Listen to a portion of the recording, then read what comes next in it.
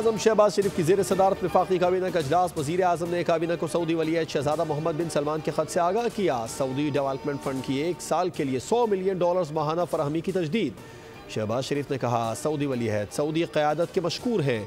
वज़ीर आज़म ने रजब Tayyab Erdogan interchange का इफ्तिताह किया। तक़रीब से खिताब में शहबाज शरीफ ने कहा, मुख्तसर तरीन मुद्दत में मनसूबा मुकम्मल करना लायक़ तहसीन है।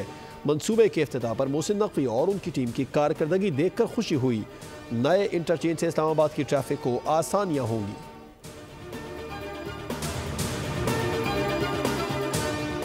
और सीपैक खित्ते के ममालिक के लिए तिजारत का बड़ा जरिया साबित होगा। सदर मुमलिकत आसिफ जरदारी का बैनुल अक़वामी कॉन्फ्रेंस से खिताब।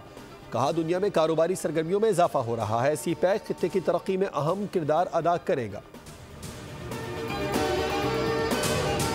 मुस्तफ़ा आमिर का अगवा और कत्ल केस, इंसदाद दहशतगर्दी। अदालत ने मुल्जिम अरमगान का 4 रोज़ा जिस्मानी रिमांड मंजूर कर लिया। सिंध हाई कोर्ट के हुक्म पर मुल्जिम अरमगान की ATC कोर्ट 2 में पेशी। मुल्जिम अरमगान कमरे अदालत में गिरकर बेहोश हो गया। कमरे अदालत की बेंच पर मुल्जिम को लिटाया गया। अदालत ने इस्तफसार किया कि पुलिस कस्टडी की दरख्वास्त किस बुनियाद पर मुस्तरद की गई, क्या तशद्दुद किया गया। मुल्जिम अरमगान ने कहा, मुझ पर तशद्दुद किया गया। अदालत ने कहा, दिखाएं निशानात कहाँ हैं। मुल्जिम की शर्ट उतारें और दिखाएं। जिसके बाद मुल्जिम की शर्ट उतार कर दिखाई गई तो एडिशनल प्रोसिक्यूटर जनरल ने कहा, तशद्दुद का कोई निशान नहीं है।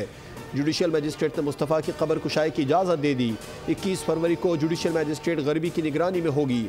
मुल्जिम अरमगान और उसके वालिद कामरान कुरैशी की सहाफ़ियों के साथ तल्ख कलामी।